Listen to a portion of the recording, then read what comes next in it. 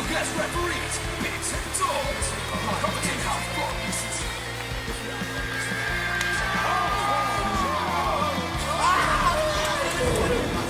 He gets hurt from a flip-flop fight. You take a full wallop in the face, man.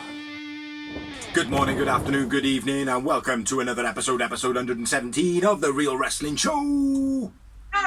And we are The Real Wrestling Show for The Real Wrestling Show, AEW. So ladies and gentlemen, boys and girls, children of all ages, except for the ones which are underage, we proudly bring to you the best, greatest wrestling blog tag team champions of the world. We got the Bald Bastard, Big Z, and we have also got the phenomenal Dorsey rocking the Darby Allin t-shirt this week. looking sick. I just rocking. got my AEW on this week. Nice, it's all good. We are the Real Wrestling Show Dash blog.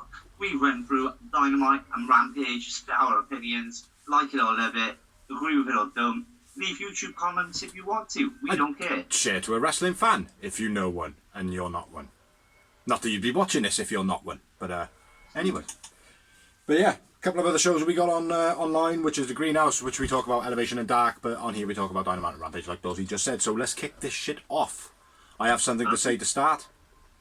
Why is CM Punk walking to the outside of the ring to go round, clap people's hands to go and sit on commentary? Just do it on the stage. Don't worry about the clapping of the hands thing. Come out, get your huge pop, do a couple of people just on the ramp, and then fuck off to commentary.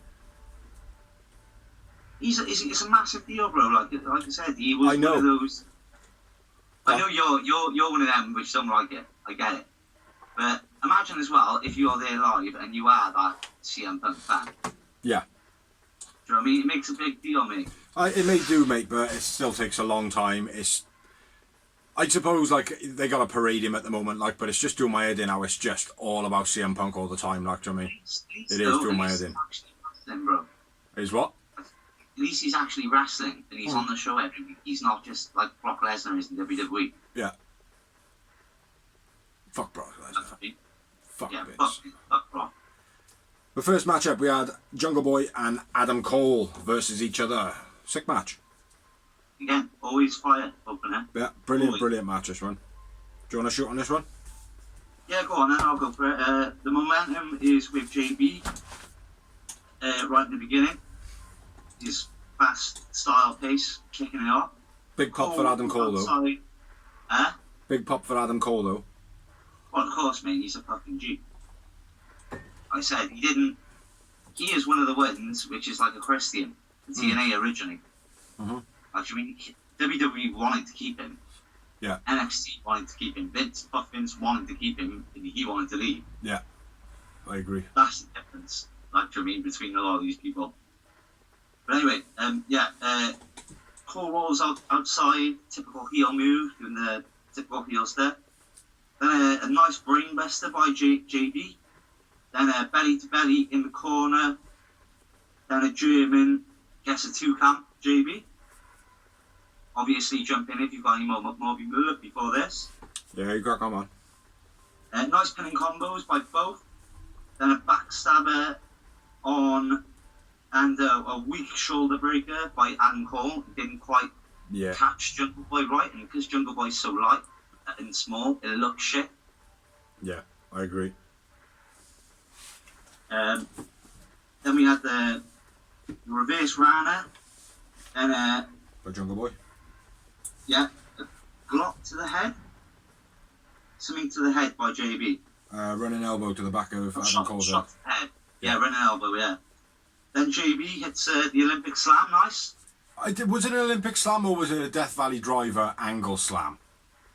Yeah, it was a modified thing. Yeah, but cool. Very cool. So yeah, see that more often, Mr. Jungle Boy. Yeah, please. Cole goes for a Panama Sunrise. JB counters Cole. Kicks him in the face. Is that right? Yeah. Crazy Hurricane from the ring to the outside where he leaped over the ropes and hit him off the apron off the outside. Always looks spectacular, that does, man. Always looks spectacular. as long as the person can sell it well as well, because we know Jungle Boy can do it. Yeah. Adam Cole sold a debut as well, so it was Beast's favourite. Yeah. Boot, Panama Sunrise, but JB kicks out, which I was surprised by. Fair play, I thought it was over when he hit the Panama Sunrise. Yeah, especially the way he landed. He came down like a bit of that kind of angle rather than down and over. That's the technical part of the show. JB hits the snare trap, but Adam Cole gets a rope break. Then a mule kick, which is obviously the reverse low blow, for those of you that don't know. Yeah, Fed distracted at this point. Yeah, then the boom, which is like Adam Cole's Shining Wizard, or the big kick thing. To the back of the head. Back of the head! Yeah, Adam Cole wins, but I went with JB man of the match. Jungle Boy man of the match. A couple of other things. I liked how Adam Cole got back up from the shoulder block when Jungle Boy was not looking. You know when they do the rope runs and they knock each other down and they stand, one of them lays down and the other one stands looking at him. Yeah. And then they run off again. Jungle Boy was like, Jungle Boy kind of just did that for 1 second, looked around like, and Adam Cole was back up on his feet. I like that. It's only something minute, but it's something different from just the standard old practice. You know what I mean? Yeah, exactly. So I like that. And I think that was about the only thing I had. How many moments you had, brother? I had six momentouses. 6 Yowie Wowies as well. And just to note, these Yowie Maui Yowies, they're basically moments in the match that we think, oh, fair play, that's quite memorable. So yeah, it's just our way of judging the match, isn't it? Really? Yeah, it's just something that, as wrestling fans, if we haven't seen it before, or if it's maybe it might even be a botch, isn't it? Yeah, or a move done exceptionally well. Yeah, it could be anything. Yeah. Yeah. But after the match, Bucks and the Elite come to the ring. Anderson says, to be elite, blah, blah, blah, to be elite, blah, blah, blah, to be elite, blah, blah, blah. Went on a bit long, this thing. There was musical notes on the neck and faces of Cutler, Gallows and Anderson. Did you notice that? No. There was like pink musical notes, and then there was something else that I couldn't quite make out. One of them had a diamond on their neck, which would be Tessa Blanchard, wouldn't it? Yeah. She was a diamond, which I hopefully not. CM Punk gets a chant. Omega says that the fans are begging for a Bryan Danielson rematch, but there's not going to be a rematch. Bryan Danielson comes out. Kenny no-balls Omega. The fans then lock up on that, and they have kept it going as well. Fans chant Kenny no-balls. Challenges one of the Elite, Daniel Bryan does. Kenny says, why don't they fight tonight? What's that? Oh, he challenges him for a match on Rampage. He challenges one of the Elite for a match on Rampage. Yeah. Yeah, you didn't say that. I did. You didn't. Did I? Challenges one of the Elite on Rampage. Alright, I don't know. Kenny says that there's why not fight tonight. Kaz comes out, Cage comes out, Luchasaurus and Marco comes out. And then they brawl. Yeah. And you need to gather. Yeah. Adam Cole in the snare trap. And Oh no, that's on Rampage. oh yeah, sorry, my bad. I was just going off the memory. Yeah, me too. That's when I flipped my page and then you carried on talking. No. But anyway, yeah, excellent match. Always a brilliant match to start the show for Dynamite. Any of you who haven't seen it, check it out on Fight TV or any other channels you can watch it. So we're going to move on. Yeah. Which we had a promo. Go on. The UK by TV. Yes. On Friday nights, very late. Next up we had a promo and it was Lucha Brothers with Tony Schiavone. Andrade Idililo comes out, says it's about time that you defend your titles. Now he didn't actually move his lips when he said this, the other guy did. It's about time you defend your titles. Lucha Brothers basically say anytime, anywhere. Andrade Idililo is suggesting that he got some Lucha Brother friends. Or Luchador friends, sorry. Yeah. So, yeah, it fell a bit flat, that one for me. A little bit stale promo. Depends who he brings in. Oh, it does depend who he brings it in, but that promo itself was stale and flat. Yeah. So, but next up we had Dante and Matt Seidel versus Cody and Lee Johnson. This had a lot of storyline in this one. Yeah. Obviously, my take on this is the fact that the fans are generally booing Cody. And the reason being is we've all said, well, I said this first and you've now cottoned onto it. It's all about Cody. Well, here's the thing. The day after, literally the next show, is the, what was it, Roads to... 2 years. No, I mean literally straight after the show. Oh, Roads to the Top. Road to the Top, yeah. Yeah. Which people always will see that as a sellout. They will, yeah. They will always see that as a sellout, and people are booing Cody, and it's not just because of that, mate. They were booing him slightly before, and they were starting to make rounds on the internet and stuff like that, like, do you know what I mean? But anyway, the crowd have started booing him, and I think this is a quick storyline put in place to kind of capitalise on the booing and Yeah, I agree. almost make Cody a bad guy without Cody having to be a bad guy. Yeah. Because of what happens at the end, obviously, which we will now go into discussing. But I'll run through this one, yeah? Well, yeah. Just before you start, because I know you don't do the commentary so much, you don't take notice of it, so I'm just going to note this. Well, commentary's my favourite thing. CM Punk digs at Cody's entrance, like you always do. Yeah. It's like, oh, check it out, Pyro, oh, massive entrance for Cody, blah, blah, blah. Yeah. Yeah, I've written, sounds like Bixie. Yeah, sounds just like me. Not that I ever hear the commentary. But. Kind of like digged him a little bit all the way through the show, like. So whether that's setting up a CM Punk versus a Cody match. Well, Punk did the same thing in the Adam Cole match. He was digging Adam Cole right the way through it, saying how he probably goes. He also said that he respected him as an athlete and all that. Yeah. He didn't say that about Cody. No, I know that. With Adam Cole, he was saying he probably goes to the gym and listens to his music and skips it every 15 seconds. Yeah. But CM Punk was dissing a lot in this show, like. But anyway, getting into it, crowd booing all about Cody, as they are recently, and they're talking online about it. Arn tells Lee to start the match, but Cody does it anyway. Yeah. Which Arn reacts and he's like, oh, what the fuck, man? Lee and Dante something back and forth blocks. Oh yeah, they back and forth blocks and evades each other. Dante flips and lands on his own head in the rollout when they're evading each other, and he goes up quite high, comes down, and then it looks almost like he just about had enough arm strength not to DDT himself, pile drive himself. Cody dive off the top, misses to the outside, and then Seidel hits a meteor off the apron, which goes to show again how Cody's miscommunicating everything. Lee Johnson then does a dive that doesn't completely miss. He catches him with his arm, but just lands flat on his ass. Dante then does a flip off the top rope. That was quite nice.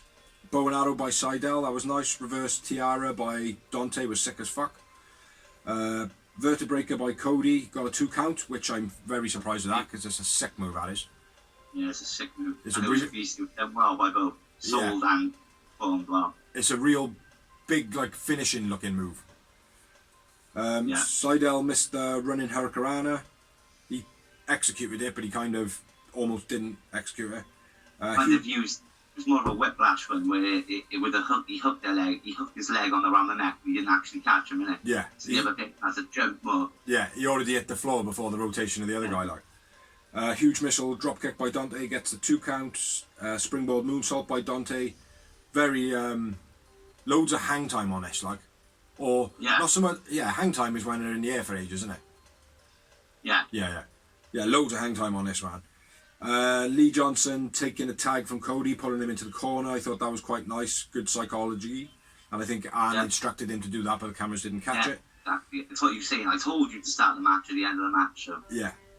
Leglock, neckbreaker by Lee Johnson. Not sure what they're actually calling it at the moment, but it's a fucking brutal move. I'm calling it a fisherman's shoulder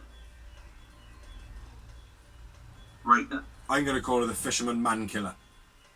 No, well, whatever you said, man, sounds more descriptive. But Lee Johnson wins the match. So Cody and Lee Johnson win. I went with Dante man of the match. I agree, Dante man of the match. Yeah, they are pushing him quite big at the moment. He has up and down moments though where he seems to run out of energy sometimes.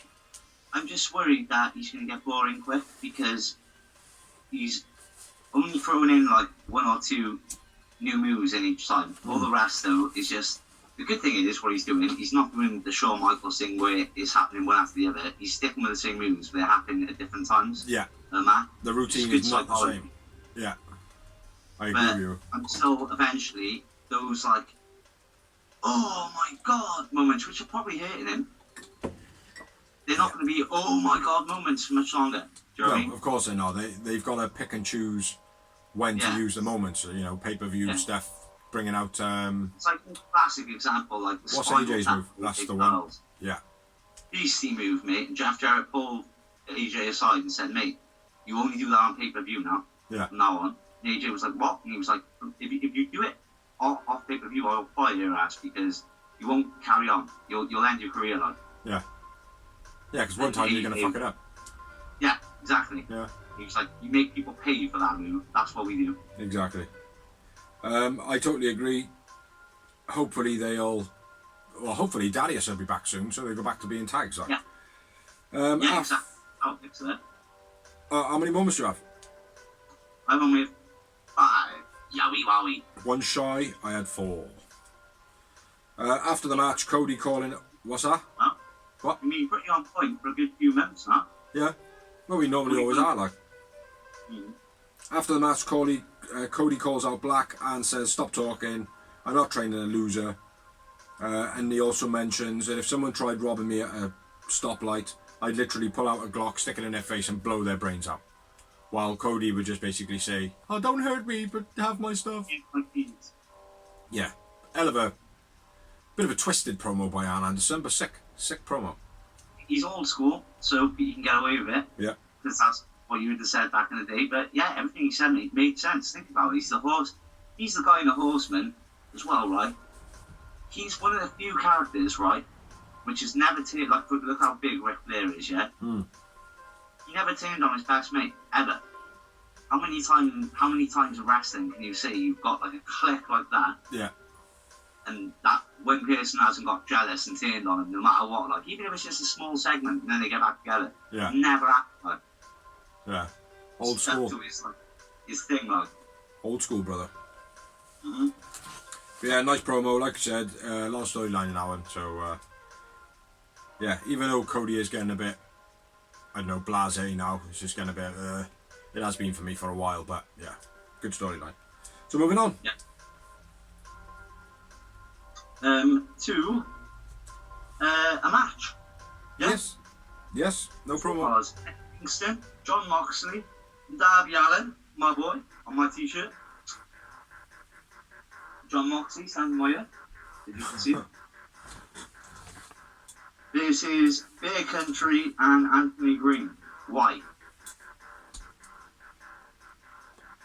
Yeah, What? he. I gotta be fair though. Anthony Green, he's pretty good. If I remember rightly from his Elevation or Dark match, he was pretty good.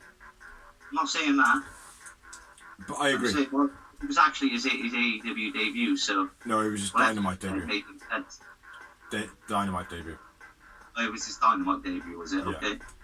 No, but what I mean is, right, Bear Country. Who are they compared to Darby, Moxley, and Eddie Kingston? Nobody They're the really. main names on the other one. Yeah. I didn't understand why he was teamed up with Bear Country because his style and everything like that didn't match Bear Country at all. Who? Anthony Green. Yeah, I know. You would have expected someone like RSP or RSV, is it? Yeah. Someone like a Sammy Callahan type. Yeah. Something like that. Yeah. So I agree. yeah, that got me. I thought like because 30 matches were great, and then this match I was like, what's that? I was like, Bear Country on Dynamite, really? Like, no disrespect to Bear Country, but they're not nowhere near Dynamite level compared to the tag teams we've got already. And if you didn't see Greenhouse, check out Dorsey not being mean about Bear Country. Was I mean about it? I don't even remember. No, you went, I'm not being mean or nothing. You know, they were good, but they're not good. It was good. It was a good promo. But yeah, shoot on this match, man. But anyway, Mox and Eddie take out Bear Country right in the beginning. I've written Green's AEW debut, but as you said, it's his Dynamite debut. Yeah. Big power slam by Bear on Moxley was nice. By Boulder. It was by Boulder. It's Bear Okay. Boulder, Bear Bronson. Sorry, bro. Kingston stops the combo splash, then hits a big German on Bronson. Yeah. Very high angle as well, wasn't it? Yeah. He does that well, actually, Kingston. All his suplex are very high angle. Yeah, man. Very Taz-esque. Snap German by Mox on... Hold it. What's the word? The big bastard. The big bastard. Yep. Coffin drop from ring to the outside. Takes out Bear Country, obviously by Darby Allin. Green tries a spinning crossbody, which was real nice fair play until he just bounced off Eddie and Yeah, Mox. it was funny, man. It was funny. Very WWE though, I thought. I think, see, for me, it didn't feel WWE. It felt more like two gritty street brawlers who wouldn't put up with someone jumping off a wall.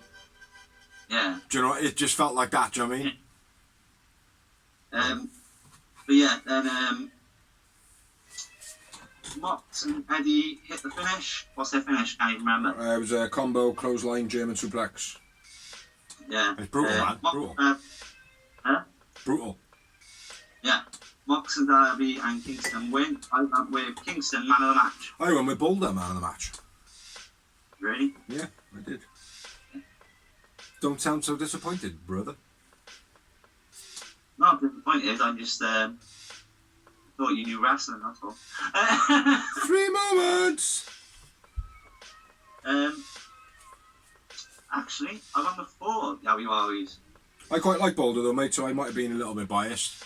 I think with yourself, you're looking at Bear Country like, they're not all that, like, do you know what I mean? So I'm analysing them a little bit at the moment, like. So it might have just been that, but he stood out for me, like. It's all that, mate. I'm just saying, on Dynamite, no. There's too many good tag teams on Dynamite ahead of Bear Country to be on Dynamite. Like, Stop being so mean to Bear Country. Fuck. After the match, Stinger to Scorpion Death Drop, and Eddie Kingston grabbed the Brody side. I don't know why Sting did the Death Drop though. Well, here's the thing, right? Kingston is like a proper mad criminal. So Kingston was when we grabbed him and he's like, do the move, do the move, do the move. Oh, you reckon it's that angle, is it? I get that, yeah, but it did feel a bit like of a heel move. That's what I thought. Like, do you know what I mean? It was like, and it was on the green guy as well, wasn't it? Yeah. So it was like even more pointless. I thought exactly the same. I just thought, well, why is Sting doing that? That's something a bad guy would do. Yeah, but like I said, it was the way, I think it went okay because of the way Eddie was like, come on, because they've done it before as well, like with Mox and Eddie, haven't they? They've never really fanboyed before. Whenever Sting's in there, they both like... Yeah. They are all about Sting, and like... Yeah. Because he's a G, mate. He's a legend. Yeah, absolutely. I remember, these guys would have been watching him when they were kids. These guys are like either slightly older or slightly younger than us. Sting was about when I was first watching wrestling. The thing about it as well is... Fuck, I forgot what I was going to say. Sting's come into it, and it's not been all about Sting. Yeah, exactly. He's not a CM Punk. No, he's just come in, and it's just like, yeah, I'm going to chill with Darby. But other than that, I'm just going to protect the guy. I don't need to use my mouth. I'm just going to protect him. That's it. You know? And I think it's done him wonders, like. But, yeah, like, I agree with you on that. Wasn't a great match. Bear Country probably not quite built up enough yet, and I agree with you on the greenhouse. They're not quite some of the other teams that AEW have got. Exactly, I'm not knocking them, bro. It's like if we were talking a year ago when they come in, then maybe, but the amount of tag teams they've got right now, Yeah. top notch. And don't forget as well, they did lose a lot of momentum, obviously, because Boulder went out with a shoulder. One in his shoulder? Yeah, right. But yeah. I don't know, mate. I just, right now, not quite there. That's all. Next up, we had the Brit and Ruby promo. Basically hyping up their rivalry, but Ruby also saying, thank God, she knows she's going to have to start from the bottom again. One of the bits I quite liked was Britt Baker going, Ruby, they don't like you, they just like your song. Yeah. I like that. Brit is on fire, mate, at the moment. You can't follow it, like. Yeah. She's an ace. Next up, we had a 16-man tag. Had a promo just before. Matt Hardy said that he's supposed to debut at at Rochester, and then Rags Rochester out. I think that's right, saying it right. Where this beast of a man is from, Mr. Brody Lee. But yeah, 16-man tag, man. That's the most in a tag match so far, isn't it? Oh, 8 man aside, yeah. Yeah, in AEW. Is it? What about the inner circle and the pinnacle? There's only 5 in the inner circle. Yeah, exactly. That's only 10 men. Yeah. Yeah, you're right, yeah. It's not maths, Dawes. So, yeah. It's not maths, it's just adding. I know, mate, I know. I gotta go grab my beer, I've left it by the towel. Alright then, I shall run through this very, very quickly. So I won't run through it quick, I'll run through it slow while Dawsy gets his tea from the kettle. But we had on one side Colt Cabana, Stu Grayson, Evil Uno, 5 and 10 of the Dark Order, John Silver, Alex Reynolds and Orange Cassidy. And on the other team we had Butcher and the Blade, Private Party, TH2, Matt Hardy and Jora Joel. It was an okay match. Again, this one was, I believe this was all about getting the Dark Order back together. It was all storyline. This was the one that I think everyone was expecting Bray Wyatt or whatever he's going to be going by now to come out, which to be honest it was never going to happen. Who's going to turn down guaranteed money to do nothing and get yourself in shape ready for when you're going to debut? Nobody would do that. But in my opinion, I think this match started off a little bit, the atmosphere was a bit flat and it just felt like the fans were waiting for something that they didn't really believe was going to happen. But yeah, there was no, for me it was all for storyline. It was all about the Dark Order, this match. Yeah. So yeah, Uno and Alex straight away arguing who's going to start. 5 then tags himself in and throws his mask at Uno. Suplex combo with a spear by Butcher and Blade was quite nice. Everyone has a little brawl. Quen looks like a clown with his red and blue hair, was it? He genuinely did. At some points, like when he was in the ring and like you catch him out the corner of your eye, you would imagine there was a clown in the ring. Silly string done the way it should be, not done at all, because it was done and Orange just stepped out of the way, and that was the perfect execution of that move. Hardy pulls the rope down and Stu Grayson goes out the ring and gets attacked.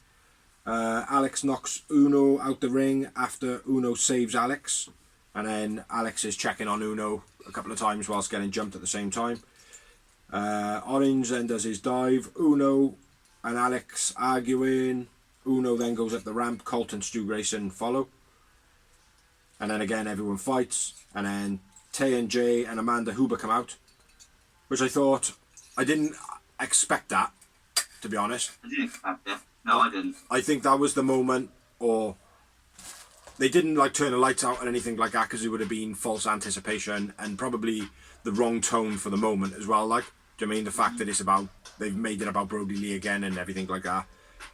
If the lights had gone out and it'd been like, oh, he's here, like talking about Bray Wyatt, I don't think it would have impacted the move very well, like, do you know what I mean? So Amanda Huber coming out, saying her little bit, and again, they didn't make a big deal out of it. She just come out and she was like, on the ramp she said her bit, right, get back down there, you're doing this for fucking Brody, get back in our ring.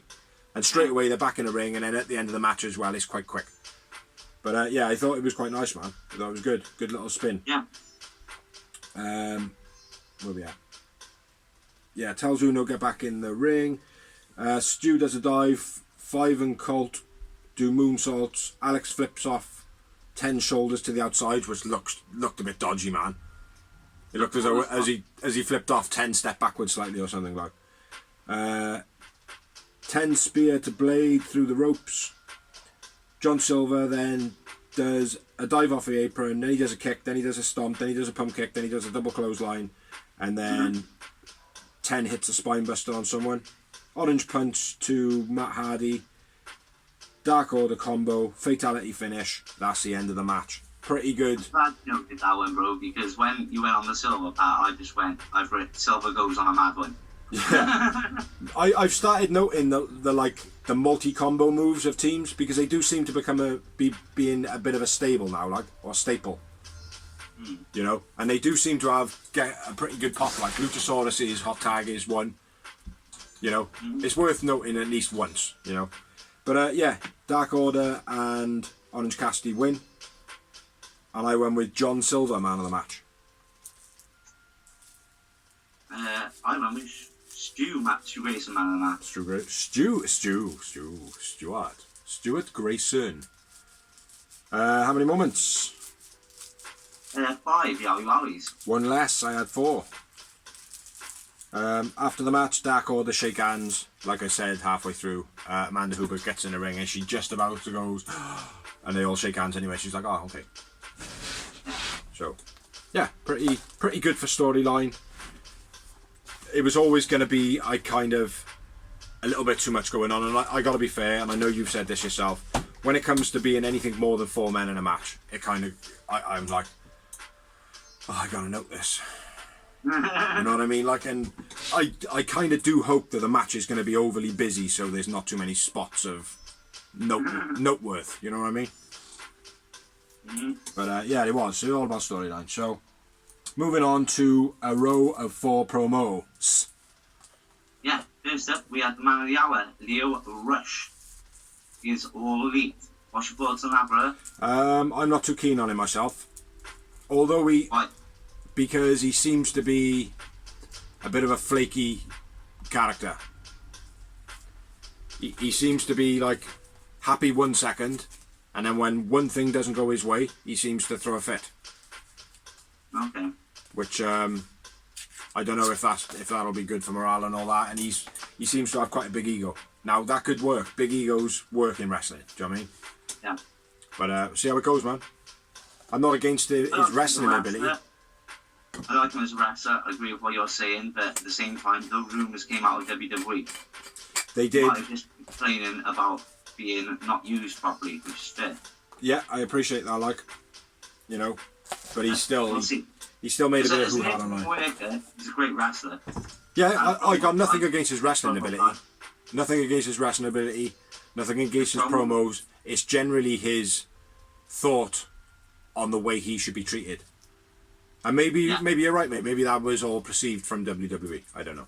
Yeah. But I'm not saying he was. I don't know.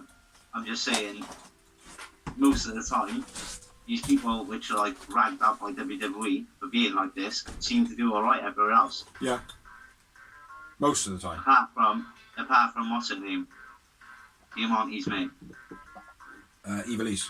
But I thought Lio Rush went on the independents and started causing a bit of hoo-ha as well. I could be wrong. He might have. That could be publicity. Yeah. Anyway, let's move on. Next up, we had a promo, FTR. That's all I've written.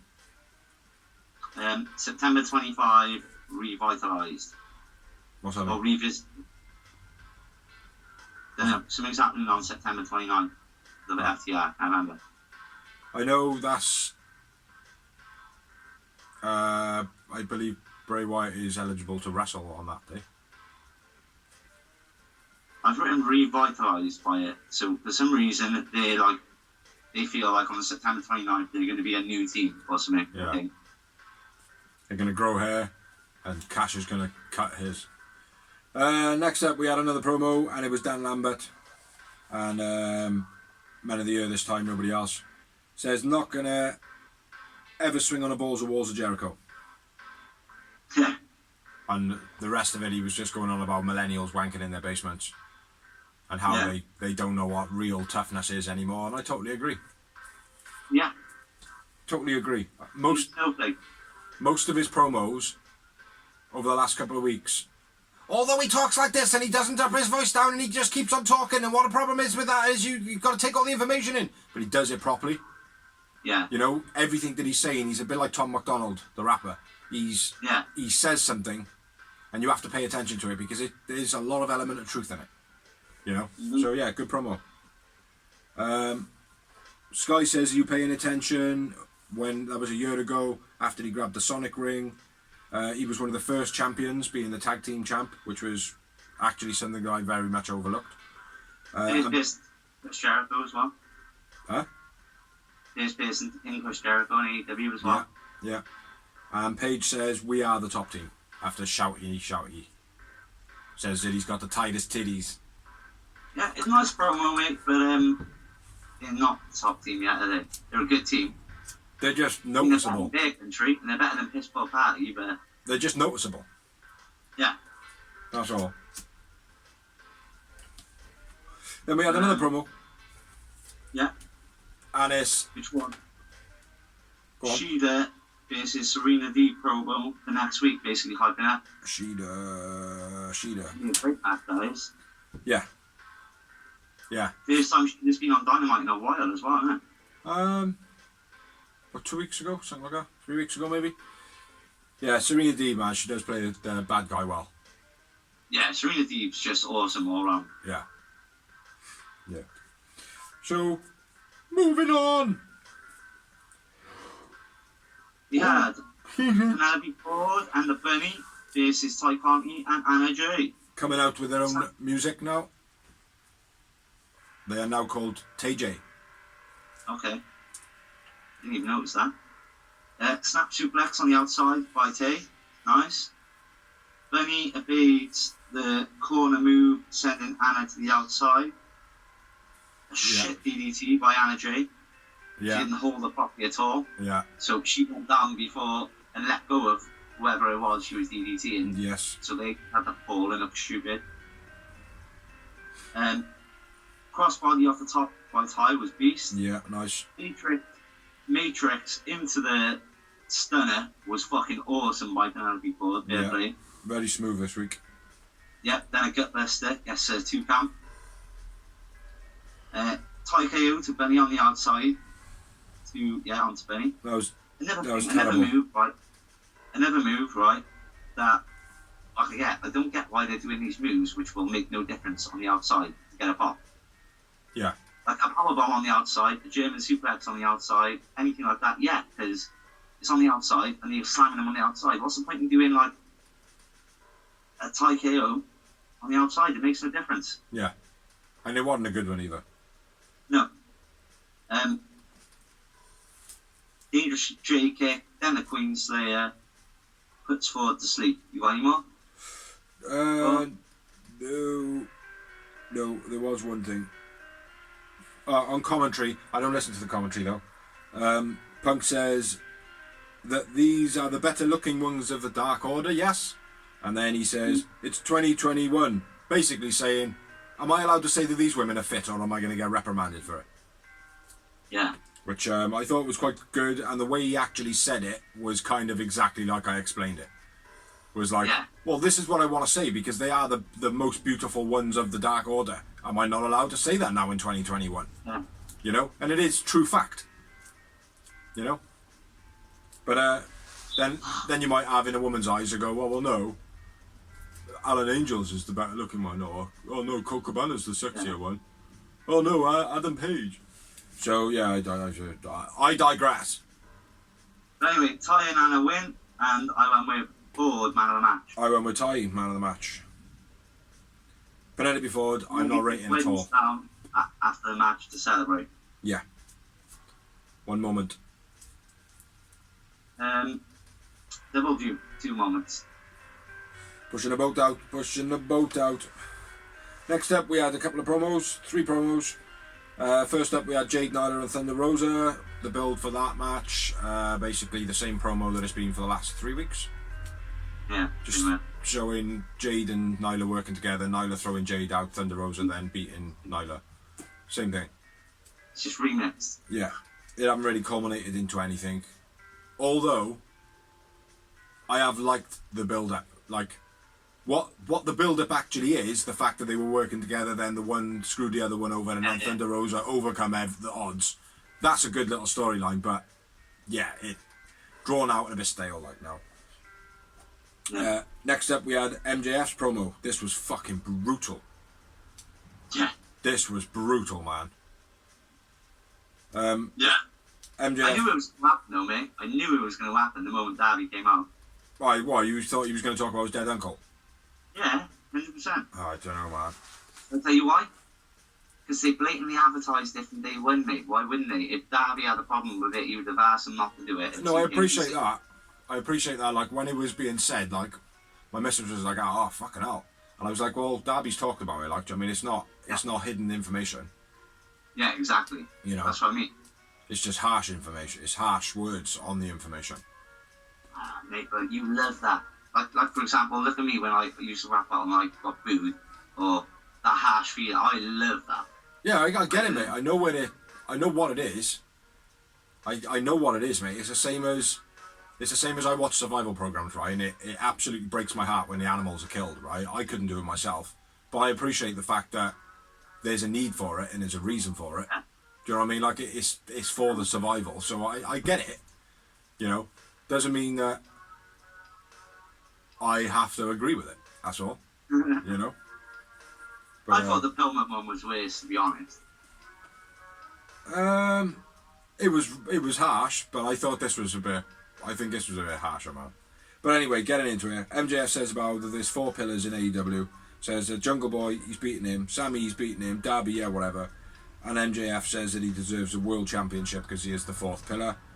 Mentions Bruce Pritchard that he got him on speed dial, alluding to if he doesn't get his own way, he's going to go to Impact. Am I right in thinking that?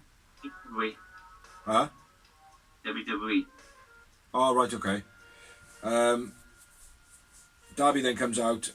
MJF says about a school shooter on a skateboard. I thought that was cool. But again, very raw because that is something that is happening. Yeah. You know, maybe not on a skateboard. Says that he's 2nd place and he knows a 2nd place wrestler, and says about being Sting, which was a pretty good knock. Maybe it's going to be MJF and Wardlow vs them two now. Darby says that he's AEW for life until death. How can you be the best when I'm the one that's won a championship? Which is all true fact. And then MJF talks about Darby's uncle dying in a car crash, says that it should have been you. Well, do you know what? I've only just picked up on this, like literally as you said it, with the Darby and Sting thing.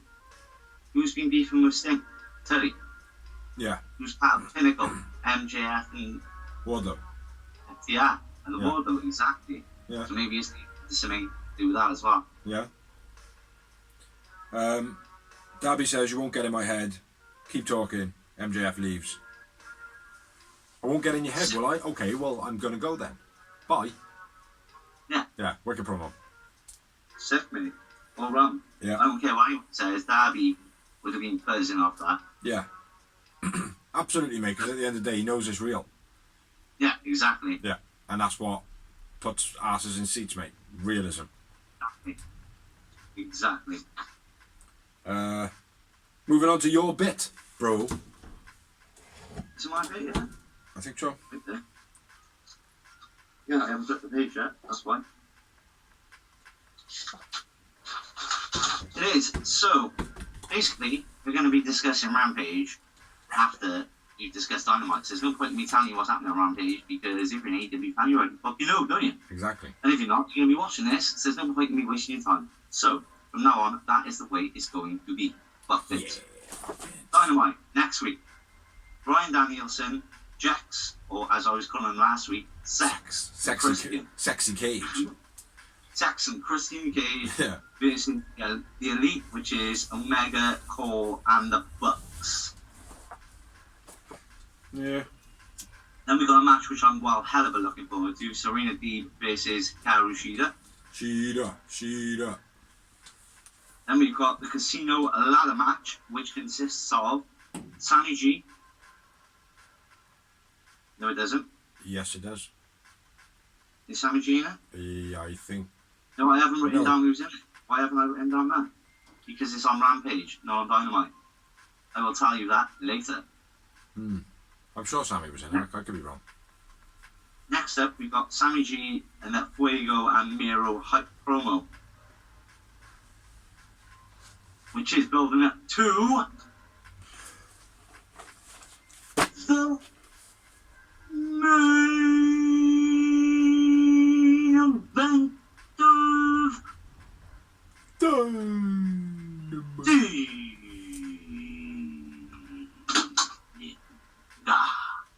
Of Dynamite. Which was Sammy Guevara, as MJF pronounced it, versus Miro, God's champion, with the bendy wife TNT title. for the TNT title. Let's get into it. Do you want Yeah, man. to run through it? I'll go for it, man. Miro squats Sammy away like a fly right in the beginning. It was like a fly to me. Miro uses necklace to choke Sammy, which is like, in the commentary focused on that a lot. They were like, why is he wearing a £20,000 necklace? Blah, blah, blah. I thought Completely agree. I think that's actually a legitimate chain, and I thought Miro was trying to pull it over with his head. Yeah. Which that doesn't work with real chains. No, exactly. Sammy cross bodies himself and Miro out of the ring, slams into the post, then step. Yeah. Sammy goes for a shooting star press, but Miro Catches him. forces him with an overhead belly. Well, he catches him first and then buckles his legs. Yeah. And then Sammy's playing that he's got a bad knee there. Yeah. Which I wouldn't be fucking surprised, to be honest. Fallaway slam by Miro on the outside. Quite nice. Sammy, the side of his head was slammed into the ring post, which I thought was dodgy as fuck, mate. It was the temple side, like, for me. Yeah. That got a moment for me because it was brutal. Yeah. Fans start chanting, "We want Lana." No, we don't. We want Lana. No, we don't. And Miro was trying to stop it. Huh? Which side are you on? I don't want her there. I wouldn't mind, mate. I thought she was a great promo person. There's a promo person, not a Just a manager, that is it. Hmm? No wrestling. Yeah, or if she's going to do Maybe so. wrestling, she needs to do what? It wasn't Trish, but there was another one like Trish that couldn't wrestle. She was a manager, but she was training the whole time she was a manager. So then when she actually did have her first match, she could wrestle. Jade. No, I don't know who Jade is. Oh. Who's Never Jade? Oh, yeah, that's a good point. Well, somebody who needs to be able to wrestle when they have their first match. Anyway, I'm in the middle of a match here, bro. Come on. Sammy side head Miro released German suplex, then a Spanish fly by Sammy G. Yeah. Sammy evades a number of moves. Miro runs into the post, then falls to the outside. Yeah, that was nice. Beastie pops through from Sammy from corner to the outside. Yeah. So is that the part where he runs? I think it's the part where he ran Jumps over the corner post. corner of the post and leaps over the corner post to the outside. Yeah, man. Yeah. You can tell my daughter didn't write my notes this week. Knee strikes by Sammy. Super cutter by Sammy. That was beast the way they did that. Yeah, and the boss man by Miro was quite nice. Yeah. Just before. Sammy goes for the GTH. Miro hits a press kick. Gets the 2 count. Miro ripping off all the turnbuckle pads. Wayo comes down, but Miro takes him out straight away. Yeah, 1 punch. Mm-hmm. Miro face first, then into the turnbuckle by Sammy G. After the Back tornado by- DDT. Yeah. GTH, then the 630, sent on by Sammy G. Sammy G wins. Sammy G man of the match. New champ. I went with Miro man of the match. New champ. He was good. And It was a great 4. main event. Which you had, bro. 4. But, it's pretty much standard how it's been so far. 5. Yowie wowie. One more. Yeah, great match. Yeah, That's all it pretty much lived up to the opener, didn't it? Yeah. The opener was great, and the main event was great. Wasn't too much build about it either. Exactly. But I did say at the beginning of this match, I did have a little bit of, not inside information, because I don't have anybody on the inside, but apparently this match was supposed to be on the Grand Slam show, but because of Brody Lee's hometown thing, they wanted to move it and make it a bit more pertinent about it being Brody Lee being a champ before. So, Just, yeah. Sammy G saves it as well. Yeah. And he is somebody who can get a lot of eyes on it because of his blog. So yeah, so that's everything on Dynamite. That's everything talked about on Dynamite, and we are going for a break, and we will be back in a minute. La la la. So, moving on to the new show, which is AEW Rampage, which is still relatively new. I mean, been now? 4? Yeah, 4, 5, 6, maybe a bit more. Still, it's less than 10. Still very fresh. Yeah. Very entertaining. Still. And fast paced. Yeah, and only short, which we like when we can. Yes, we do. TK, take note. So kicking it off was two of the best singles wrestlers in AEW at the moment. Even though Nick Jackson isn't a singles wrestler, we both noted him and Ray Phoenix probably had the best Dynamite singles match, correct? Yeah, I think That is true. Is the guy next to AJ Styles, which I'm texting you when he was with Buck Vince. Yeah. Watched its match. Yeah. And it was phenomenal. And it was another great opener for Rampage. Dynamite, they always open the show with fire. BD hits, so I call him Brian Danielson BD, just so I don't call him Daniel Bryan. BD. He's BD. BD hits the top two base suicida, then a shotgun dropkick was beast.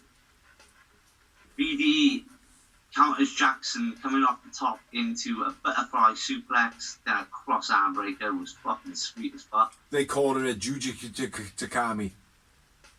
They can call it what they want, it was a cross arm breaker, bro. Yeah. Or a modified cross arm breaker. Juji, can't even say it. Juji Katami. Judy Katami. That's the fucker. Yeah, I know what they call it. Back-to-back suplex. Don't know who it was by, but it was nice. Nick evades the running kick in the corner, so he crashes into the turnbuckle and then ends up going over the top of the outside. Just before that as well, nice hammer lock on the ropes by Brian Danielson with the elbows. That was quite nice. Arm locks into the pin by Brian, very methodical and slow. I like that as well. And then the kicks and chops by Brian, and I'm back with you. Matt hits a spear on the outside while the ref is distracted. And then the double axe handle from the top by the outside by Nick, which I'm loving. They're kind of stealing an old WWE gimmick, the no-fly zone. What do you mean? Well, like, they're doing the whole, like, yeah, you want us to do all the flippy stuff. Oh, yeah. The top rope punch. Yeah. I thought you were going to say the fact that they're just bringing old school methods in, you know, rather than it being, like, I see what you're saying there, but, like, just simple things like just a standard leg drop off the top, just a standard elbow drop off the top, nothing, like, fanciful. It's another rebuttal to the haters, which are saying, oh, all you can do is flip and flop. Flip and fly. Do you know what I mean? It's never a rebuttal to them. Well, alright, then we'll stop doing it. See how you like this now. Yeah. Yeah, Do you know what I mean? like packing in, not going for the brutalizer. no, the other one off the top. The black arrow. The black arrow, yeah, gets up there and then comes back down, like, rather than doing it, like. Yeah. So I do like that. Nick uses the yes kicks. I don't know what AEW are going to call them, but they've go on. BD no-sells them. Basically, does the whole Hulk Hogan thing. I'm hulking up. And he kicks him 16 times. Yeah. I've noted this for a reason. Go on. Okay. Running the strike ×2 by DB. But then Nick comes back with a load of super kicks. Just before that, though, Brian hits his kicks, but he hits Nick only with 8, which is half the amount of what Nick kicked him, and Nick reacted so much worse than what Brian Daniel did. Did I get it right first time? Brian Danielson. Yeah. The only reason I noted on that is to show how much of a more calibered wrestler that Brian Danielson is to Nick Jackson. Because Nick Jackson kicked him 16. You know what I mean? I thought that was quite... Huh? Brian Danielson is one of the greatest wrestlers in the world. No. No, I appreciate that. But because of the link of the kicks to Brian Danielson, I feel like the 16 to the 8 psychology. Was a certain kind of, I'm a tougher wrestler than you are. You know? Yeah. So, yeah. Sorry about that, bro. It's all good, bro. It's what we do, mate. It's what we do. Daniels countered the 450 into a battle lock, which was beast. Yeah, cool. I like that. Nick gets a rope break though. Shit. DB kicks the post, when Nick moves. Yeah, that was cool. The kicks on the apron. The apron by Nick was beast. That's what I like, man. Escalera by Nick, then the sharpshooter. Or the Scorpion Deathlock, now they're calling it, the Sting's in. Well, they went, oh, you put the sharpshooter on. Or the Scorpion Deathlock. Or the sharpshooter, whatever you want to call it, Bob. Yeah. What would you call it? Sharpshooter, I think that was. Myself. It is the sharpshooter, mate. Yeah. When Sting does it, it's the Scorpion Deathlock. Yeah. It is the sharpshooter overall, isn't it? Yeah. To be fair. And then we had the, what's it called? The Cattery? No. Next we had the Brandon getting fucking punted in the face big style. Yeah. Beast. That was wicked, man. Release German on the outside by Brian. His Cutler catches a beastie PK by Nick. Yeah. Oh, a penalty kick, aye. Release German on the outside. Overhead German release, I should say. Tiger Tiger suplex by Brian then, and then the cattle mutilation for the finish. Yeah. Which is basically saying chewing your food. Chewing meat. By Brian Daniel, yeah, that was the end of the match. I just want to say, he did a nice Tiger suplex. He gets a 2 count, but then when Nick kicks out, he rolls it straight into a submission like he does. Yeah. Great wrestling. Yeah. Very much, he's a cross between Kurt Angle and... Say it. I said Daniel Bryanson, sorry, DB, is a cross between Kurt Angle and Chris Jericho. Chris Jericho. Yeah. I suppose. Small moves. I would have put a bit of I would have put a bit of Chris Benoit in there, like, do you know what I mean? But nah, mate, Chris Benoit was one of a kind. Fuck you! Yeah, I suppose. You are right. Anyway, winner of the match, Bryan Danielson. Man of the match, Bryan Danielson. Of course, mate, agreed. How many moments? 4. Again, I went up to one more time and I had 5. Yowie wowies. And just a note, there was a musical note on Brandon Cutler's neck. Get an extra moment. Say that again. When I watch the show on my day off, they get an extra moment. The excitement of having a day off. After the match, the Elite come out. Cage, Lucha Brothers, Luchasaurus and Jungle Boy come out. They all have a brawl. Nice. Omega runs out the ring like a pussy. And then once they realise Omega haven't actually done anything, they kind of push him back in. He goes in, and then that's what you were going to say earlier. Omega gets put into The LeBell lock, and Adam Cole gets put into the snare trap. Well, Adam Cole is already in the snare trap, and they're going, why are you saving him? Why are you saving him? And he's like, I'm going to go and save my friend. Yeah. Yeah, again, good little build. Maybe the implosion of the Elite coming.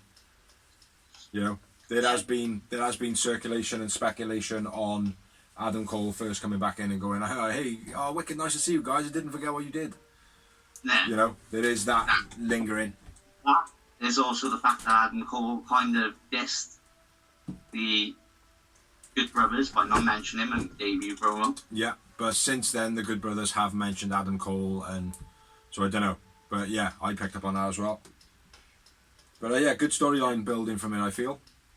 Yeah, I like the way AEW, what they do is they do, it's all long-term storytelling, right? But it's all left open. Yeah. So they go where the crowd wants them to go. Yeah. It's not a forced storyline. Where WWE, like, they basically write this storyline, that is the way they're going. Well, I'll pick up on that now as an example. CM Punk, on the commentary in the first 2 matches of Dynamite, he was dissing Adam Cole. He was dissing, who was the next one you said? Cody. Yeah, Cody. So there's... Wrecking on Cody a lot more. There's 2 potential stories there now. Yeah. Nothing might come of them for months.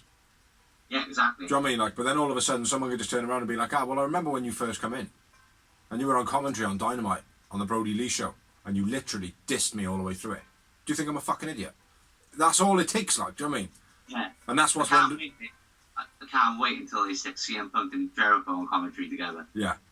Yeah, that's going to be bells. Yeah. Yeah, he was good on commentary, man, Punk. But anyway, let's move on.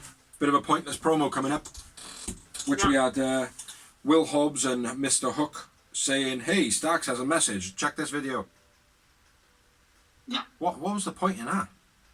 I know. I didn't get it at all. No.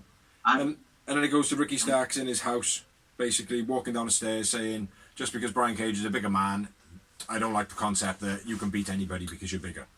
Driving his Maserati, blah, blah, blah. There's two things I didn't like about that. I mean, number one, basically, it's a David and Goliath storyline, yeah? It's a what? It's David and Goliath storyline. Again, he's going out. And David is meant to be the babyface. Yeah. Yeah, but that's good, don't we? It doesn't always have to be that way.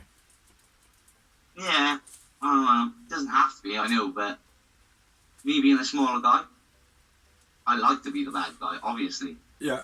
But naturally, people cheer for me because I am the smaller guy. Yeah, the underdog type thing, like. Yeah, exactly. Yeah. But I don't know. There's a weird angle about Brian Cage. It always has been like he's a fucking friendly machine. You know, he's like Johnny Five or E.T. Yeah. E.T.'s not a robot. Ah. Anyway, moving on. Next up, we had CM Punk basically saying now that he's settling in and the crowd can see that he's settling in and how much he's enjoying himself, he wants the best people to be competing against, and a nap is always on the cards. So basically, who do you want to see him in the next promo, like proper rivalry with? I don't know, because he's at the moment. Who did he fight last? Will Hobbs, wasn't it? Will Hobbs. It's got to be someone different, man. I don't want it to be Jungle Boy because he gets the opportunity every single time. He's already done Derby, so he needs to be doing someone else. Yeah. I don't know, man. There's so many people in. I think it needs to be somebody who's going to kind of push him to a limit where it's like, fuck, alright, maybe I'm not quite ready. Yeah. You know? Oh shit, man. That was a tough. It's been like someone like an MJF. We could have some great promo battles with him, like, let alone the match. Yeah, I think it would be a bit too early for that. Yeah. But I also want to see him against an established guy now, because he's been against two youths. I want to maybe see him against John Moxley. I think Penta might be a good one for him. And I know he's a tag wrestler. Do you know what I mean? But I think it'd be quite good to kind of put Punk in an uncomfortable situation. Yeah. Of fighting a lucha who's fast, is a big guy but can move fast and stuff like that, which is a complete different thing that Punk's used to. What? The Independence Pro before he was in WWE. Yeah. He's wrestled Lucha Libre before, like. I know, mate, but still, it would still work for storyline. Okay. But I don't know. Honestly, to be honest, you put me on the spot and it's kind of like, my mind's gone blank. You know? I'm not shooting you down, like, I'm just... Trent would be a good one. I'd like to see him fight Trent. Okay, fair enough. That'd be a good one for Trent coming back to step up and go, right, I've been missing for a while, I gotta make a point. Punk, wanna fight? Yeah. That'd be pretty good. Maybe. Yep, and then it's back onto you then, Bray. Or maybe Miro. Yeah, Miro would be a good one. For Miro to try and make a point. Yeah. And be like, I am God's champion. I need to redeem myself. Yeah. Punk, I want to fight. Yeah. Fight. Fair enough. Right. Yeah, no, Let's that'd move be cool. on. Marco Stunt. Nah, go on, move on, man. Triple threat between one of my favourite female wrestlers, or wrestlers overall, Thunder Rosa. One of Big C's crushes, Jade Cargill. Nyla Rose. And Nyla Rose in a triple threat, which they made a big point of no disqualification. A triple threat is always no disqualification because you can't disqualify anyone in a triple threat. Well, Thunder Rosa was the only one that really capitalised on it being no disqualification. Really? She was the first one, yeah. She was the first, wasn't the only one. Jade capitalised on it big time. She did in the match. When she won the match, that's how she won the match. No, but promos before, Thunder Rosa was the one that made a thing of it. Nyla and Jade were too busy, like, talking about, oh yeah, how I'm going to get my own back because you cheated me out. And Thunder Rosa was just going, don't forget, guys, this is a no disqualification match. Mm-hmm. So anything goes. That was her angle, like. Yeah. Anyway, Nyla, something Thunder on a crossbody kick and a power catches them. Nyla catches Thunder on a crossbody off the top. Just before that, bro. Just before that, Jade gets her neck whiplashed on the Bulldog facebuster by Thunder Rosa. Yeah. Looked like a total rookie thing for somebody to take. Yeah. So I don't know if it was Thunder Rosa actually executing that move. I've made a point of this. Don't know if it was Thunder Rosa executing the move right, or whether or not it was Jade fucking it up. It looked to me as though it was a rookie take. But yeah, back to you, bro. I think Thunder Rosa didn't give a shit, mate. He thought, fuck you, you're having it. Because you're going to smash me with a chair. Yeah, back with you now, though. This woman's a trainer, like, she knows how to give receipts. Yes. Big pump kick by Jade on Nyla, then a clothesline here to the outside. Mm-hmm. Oh, nice. Nice missile drop kick by Thunder Rosa. Drop kick into something by Thunder Rosa on Jade. Yeah, she hits a couple of drop kicks. It's a couple of drop kicks and then drop kicks a bin. Yeah. Spine buster by Jade on Nyla. Terrible. Missile kick on Thunder Rosa missed completely. She completely missed her, mate. Yeah. It was BC Neckbreaker by Nyla. Which again looked as though Jade got loads of whiplash on it. Again, was that a rookie move by her, or was it just done stiff by Nyla? Huh? If she hasn't got a neck cast on next week, then it was great selling, isn't it? Yeah. That's the way I see it. She does seem to hold her chest quite a bit towards the end of the match, like. Powerbomb through the table, off the second rope to the outside by Thunder Rosa on Nyla. And then she tries to pin her on the table. No, I think that was like more of a, like, I'm just exhausted, like I need a breath before I fucking try and yank this big fucking chunk of fucking... No, she tried to pin her, mate, because she was going like that. And I think that was the whole thing of it being mentioned as a no DQ. Maybe she thought, oh, pins happen anywhere. Yeah. Which is another great little angle, like. I hope the next week that she goes, well, I thought it was pinning on the outside. Yeah. You know, that would be cool. That would make it very stupid, though, but, like, somebody who's a trainer and a runner of a wrestling school and a promotion. that is a good point. But it still could potentially work by basically going... Misdemeanor in the language, maybe. No, I don't know, actually, no, because Thunder Rosa was the one that's saying about no DQ, so never mind that. Anyway, let's move on. So Nyla, as Thunder Rosa is trying to drag Nyla in the ring, makes sense. Stupid Matt Silver dude, Jay beats the fuck out of Thunder Rosa. I like the way she did beat the fuck out of her because it wasn't just a cheap pin like where she just hit the wins. Yeah. They were legit, like, it reminded me of Stone Cold Rock chair shots. The fifth one especially. Yeah. Where they kind of hit her shoulder first and then her back. Yeah. Yeah. So I went, Jade beats the fuck out of Thunder Rosa with a chair. I like the way, like I said, she didn't just beat her when she proper bashed the fuck out of it. It was the only way she was going to walk out that match, winning the match, by doing something like that. If she had won it any other way, the crowd would have gone mental. Yeah, well, I would have. Yeah. Well, I thought it was a terrible finish. Thunder Rosa should have run it by pinning Nyla, so Jade still had her undefeated thing. Yeah. That's what I thought. I genuinely thought Thunder Rosa was going to win. I hit Thunder Rosa to lose the way she did. I thought, because the way they done it, it didn't hurt her at all. Yeah. Yeah. It did do what they wanted and build Jade. Yeah. I thought. Yeah. Yeah, Jade wins. Unfortunately, I went Jade man of the match. No, I went Thunder Rosa man of the match. No, I thought Jade, actually, even though there was two kind of rookie things in it, she was quite a focal part of this match, like. And I had 3 moments. And again, I've just stepped you by the win and went with 4. Motherfucker. You haven't written any, have you? You've not written any moments tonight. You just waited for my number, and you've just gone, one more again, bro. One more. But anyway, let's move on. Next up, we had a Malachi Black. Says that he hopes that the black mist that he gave Cody consumes every part of his existence and being. And now he's pretty much done with that now.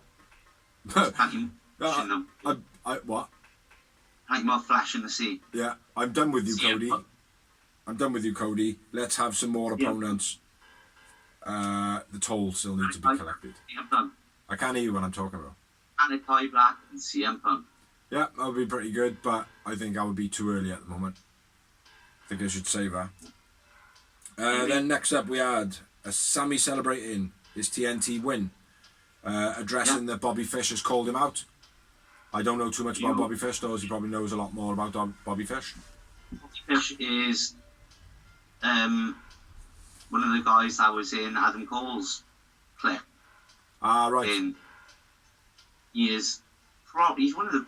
He was the NXT Tag Team Champion with the guy they're pushing now. Am I thinking as well, Kyle O'Reilly? Yeah, that's Kyle O'Reilly is the one they're pushing now in NXT. Yeah. Because Adam Cole screwed him. Yeah. And that's why they're pushing fucking Kyle O'Reilly, obviously, because Adam Cole's gone. But he was tag team champions with Kyle O'Reilly. Right. And he's always been a great wrestler. And to be honest, I think the only reason WWE released him is because he was one of them ones which was getting injured every 6 months. Yeah. But other than that, mate, he's a great wrestler, big on the independents, and he was beast on NXT, part of Adam Cole's clip. I can't even quite remember what they were called now. Fuck Vince. Well, I remember saying to you a while back about certain wrestlers, like, being spoken about in general news, like Googling wrestling news or seeing it on thing, and Bobby Fish's name. Adam Cole's crew in NXT, all 4 of them were set. Yeah. But Bobby Fish's name used to pop up on the news just generally. So that for me is somebody who's got a certain amount of over to him. I'd sign him up straight up. Well, it depends on much talent already. Depends how much he gets injured, like. After the celebrating the TNT win and the Bobby Fish thing, there is a little bit more to it. I don't know if you know, where Dan Lambert comes out. Yeah, I've heard about it. I haven't. Yeah, Dan Lambert comes out and says, once again, men of the year are being overlooked for outside talent. Yeah. Which was the full... I haven't got the guts to face us, and Sammy G says, Bobby Fish is first, you're next. Yeah. Which is pretty good. And then we have a Dawsey bit. Which is Dynamite next week. Jericho and Christian Cage and BD versus the Elite. Jericho. No, BD. Yeah, name them. Say the 3 names again. Jax. Ah, I think you said. I'm sure you said Jericho. I said Jax. Oh, okay. My bad. I must Jax be going and fucking deaf. Christian Cage and BD versus the Elite. Shida versus Serena D, which I'm well looking forward to, mate. Shida. That's Shida's t-shirt up there, by the way. Yeah, well, Serena D was dope as well. I haven't got her t-shirt. Sammy G versus Bobby Fish for the TNT title, which I'm really looking forward to that as well. Well, good matchup. I'm looking forward to having a look at what Bobby Fish is like, because I've no doubtly seen him. He's a little ginger guy, isn't he? No, he was... You watched NXT when we were watching it. I know. Isn't he like a little beardy ginger guy? Wouldn't say he's ginger, no. I don't know. He does look a bit like... I'm looking forward to seeing what he looks like. Apparently. Anyway, what else we got? I'm going to move on. Yeah, move on. Casino ladder match. We got Pac, Andrade Il Idolo, John Moxley, Lance Archer, the Joker, and 2 more to be announced on Dynamite, I believe. Who did we say we thought was in earlier? Sammy Guevara. Yeah, that's what you said. Yeah. And I was like, oh, I don't think so. Well, you mentioned it first, and I was like, I agreed with you. Yeah, and I was like, no, he's not. That's wrong. Yeah. And then I agreed with you on that as well. And then that makes me right and makes you wrong. Let's move on. Maybe Scorpio Sky should be in it, because he won it last year, didn't it? Mm. So. Yeah, I don't want to see both of them in it though, man, because it'll push it to that point then where, like, either one of them's got to be chucked out early, which drops the credibility, or they're going to end up to the end and they're going to fight each other, which is not good. It's a ladder match. I know. Still got to fight each other if you're the last 2 in it. But you can't be. You said one of them be chucked out early as a battle royal. Oh, you know what I mean? Like, you know, knocked out or, you know, incapacitated. Anyway, who's the Joker going to be? Is it going to be like maybe what's his name? Fucking Leo Rush, or is it going to be a new signing? Hopefully, a new signing. But I don't know, mate. The thing is, Or right, someone from Impact. Huh? Someone from Impact. Yeah. Maybe, what's his name? The former champ. Eddie Edwards. Which one? No. Sammy Callahan, man. Oh, he's injured, isn't he? That was in my news. Spoiler alert. I don't know, man. Someone from Impact, maybe. Moose. No. I suppose Rich one would work. Yeah. Big personality. But he's done it. Haven't he been there before? What? When? In AEW? No. No. I don't know. We'll see. Let's leave it as a surprise. Yeah. Yeah. Well, not that we can create spoilers on anything, but... Then we had a pick and pick promo, which we have done every week with Mark Henry, Orange Cassidy, Matt Hardy, and Jack Evans. And it's all over to point now. No, let me go through my promo bit, man. Hardy says that Evans was the one that created the hair-on-hair match because he was the one that brought the scissors out in the first place. Jack Evans looks dishevelled. Orange doesn't know what the fuck is going on, so Mark Henry explains to him, you're in a hair match, and he says, oh, I guess I best not lose then. I better not lose. And then over to my brother on the TV screen. The main event of Rampage's Yes. Rampage. As Eddie Kingston would probably pronounce it. Oh, he's hitting with a suplex on Rampage. That's more Excalibur, bro. No, Eddie Kingston calls them suplex. Oh, does he? Yeah, rather than suplexes. I thought you listened to the commentary. Oh, that's some dark and fucking elevation, bro. That's my method. It is. Some good commentary on there, though, man. Anyway, on to the main event. Hair vs hair. Orange Cassidy versus Jack Evans of the... Doesn't know what he's really doing with his career at the moment by the looks of it, because he's joined HFO when he's part of TH2, which were much better before they were part of HFO. Yeah. So, yeah, over to Doors, bruh. Oh, it's over to me. I'm doing this one. Sorry, I was waiting for you to start it. Anyway, yeah, getting into this match, we had straight off Matt distracting the Fed, Jack Evans getting the sly roll up, Orange hitting the kicks and evades Jack Evans' kicks. Slow big swing by Orange, grabbing him by the hair and just spinning around. Commentary giving it all. Oh, that's made him dizzy. Hardy pulls Orange out and then slams him. 450 by Jack Evans off the apron. That was quite nice. Looked like quite a stiff landing on it. Trying the suplex back and forth between them two, obviously. Evans finishes with a small package. Orange then goes out the ring and then Hardy attacks. Do you keep sticking your finger up to me? No, I'm just adjusting my hat there. He's just he's sticking. I'll watch his back, you know. Yeah, I know you had to see it, Dick. If I was gonna, I would just tell you, mate. It would be more funny. Handspring elbow.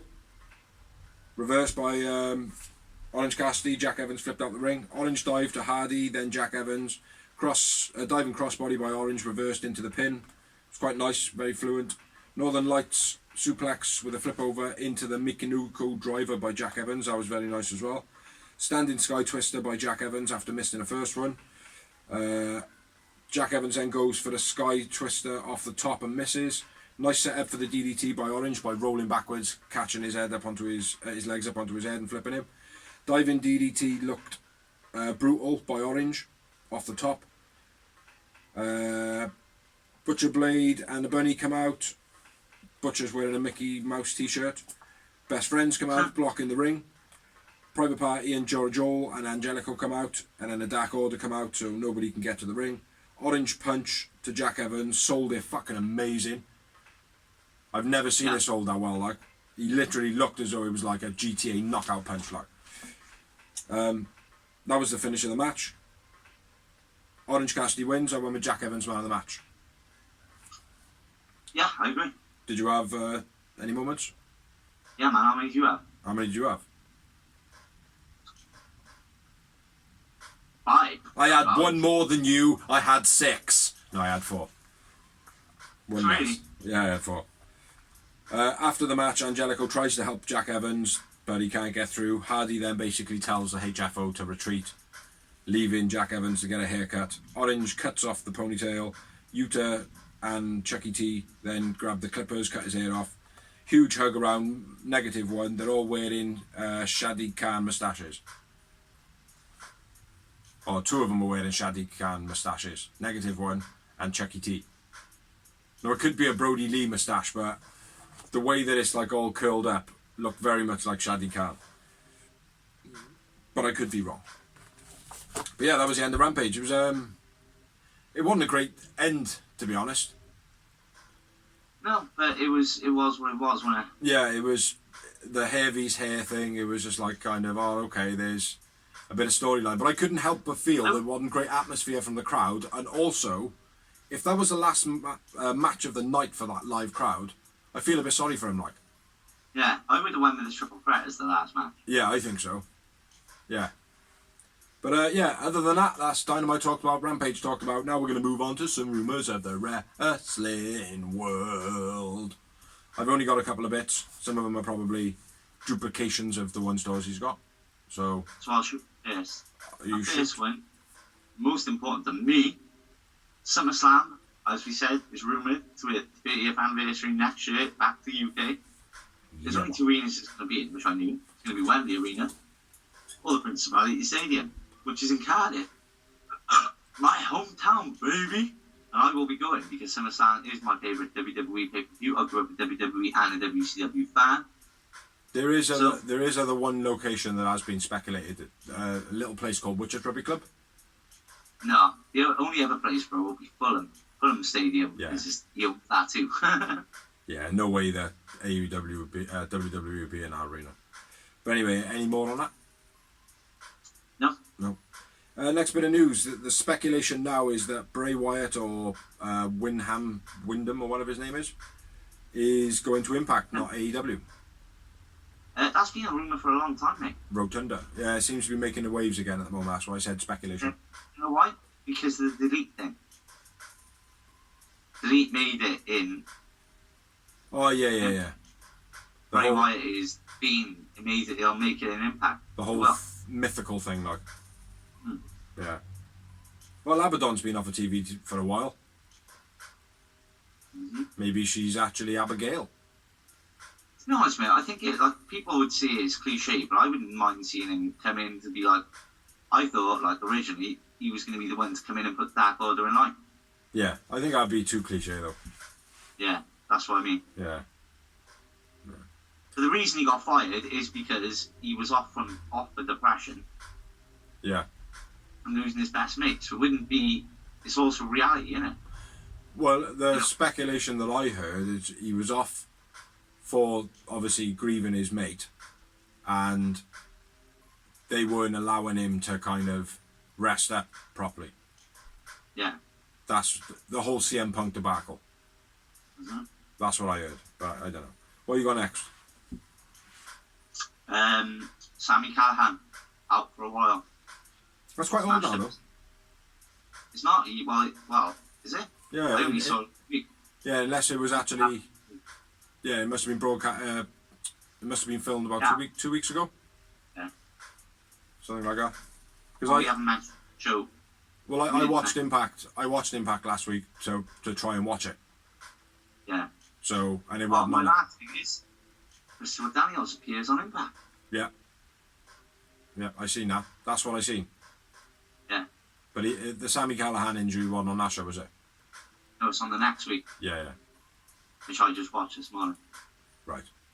Next bit of news. Shane O'Mac is apparently done with WW Fuck Vince. That was the other thing I read. There's apparently now he has got no link with the company. Yeah, but you know why? Probably because the same thing back in the day. Look, Dad, fuck Vince, I've got no creative control, why did I do it? They're selling up, I think. I think WWE is selling to Disney. That's why Triple H had that. It's like, Yeah. Let's get a business, mate. What are you doing? Yeah. Could be real, mate. Could be real. What you got next? Nothing, bro. Oh. I'm back like this. I got 2 more bits of news. We'll run through them quick, finish up and job done. Leo Rush is officially signed to AEW. Next bit of news. Ryan Sakoda has passed away. He was one of Tajiri's henchmen, along with Jimmy Wang Yang. Okay. So he's passed. Rest in peace. Respects goes out to the family. Yeah, to his So- family about it. That's everything we have got. Dorsey needs a piss, so if we just slow this bit down. Thank you everybody who watches, thank you everybody who likes, thank you everybody who shares. Thank you Dorsey for participating until the end but when he needed to have a piss. We have got a couple of other shows on the YouTube channel, The Greenhouse, Merchandise Memoirs, some backstage banter that Dorsey keeps saying, which I'm not actually sure what that is. We got a couple of like videos from the live show that we went to in Cardiff before the pandemic. Yeah, check all those out. And like I said, thank you for liking, thank you for sharing, thank you for caring, thank you for commenting. And we shall be back next week while I'll be doing Elevation and Dark on the Greenhouse. So, catch you next week. The Real Wrestling Show -- blog.